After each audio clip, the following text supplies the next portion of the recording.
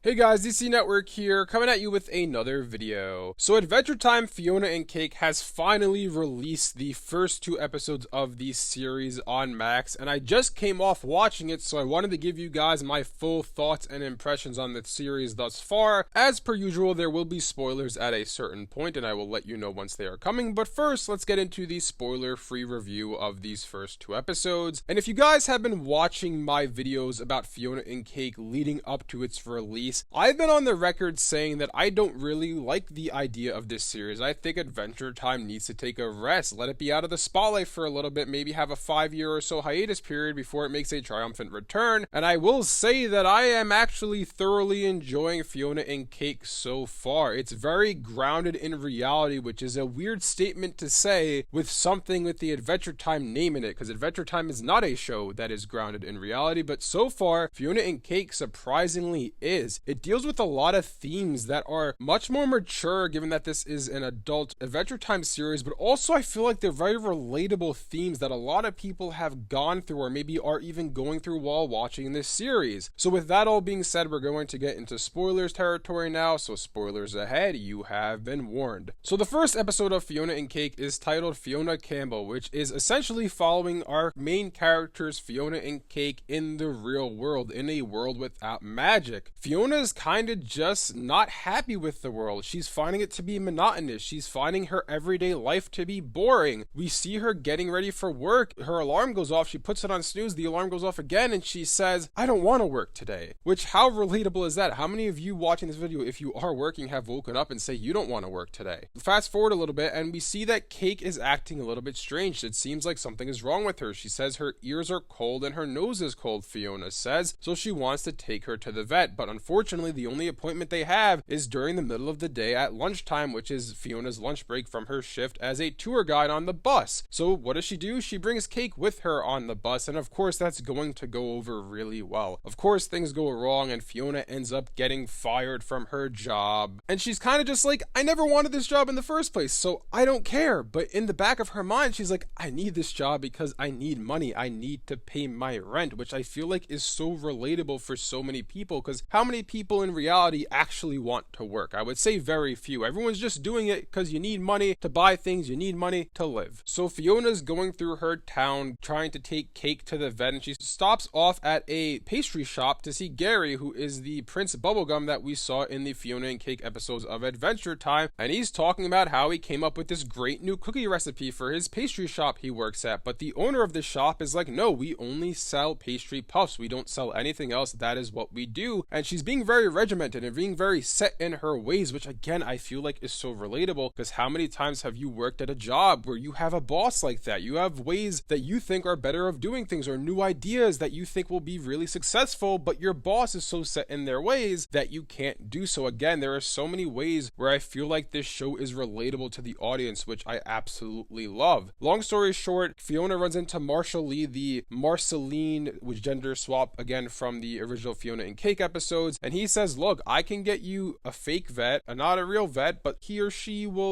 they'll heal Cake and you'll get your money in your pocket, you won't have to pay it. And she's like, that sounds kind of shady, but I kind of need the money to be saved, so I'm gonna do it anyways. They end up going into a forest where they run into, essentially, I believe it's the Lumpy Space variant in this universe. Of course, not a real vet, they don't know what they're doing, but something happens where Cake ends up being transported into another world, and that is the end of the first episode. And we go into the second episode called Simon Petrikov, which is of course following Simon, the old Ice King, and it shows that he's now working kind of as a museum exhibit. People are like, oh, look at a human from the 20th century, look at what life was like back then, and you can tell he's kind of disillusioned with life. He's trying to find his new purpose now that he's no longer the Ice King. He's depressed, he's not happy, so he ends up going into the Candy Kingdom, to the bar that we've seen throughout the Adventure Time series. And real quick side note, there are a lot of Easter eggs and a lot of references from Adventure Time in these two episodes, which I absolutely love to see, because as someone who's seen every episode, it is really rewarding that you're getting all these callbacks from, stuff that was in your childhood, because this is stuff that came out,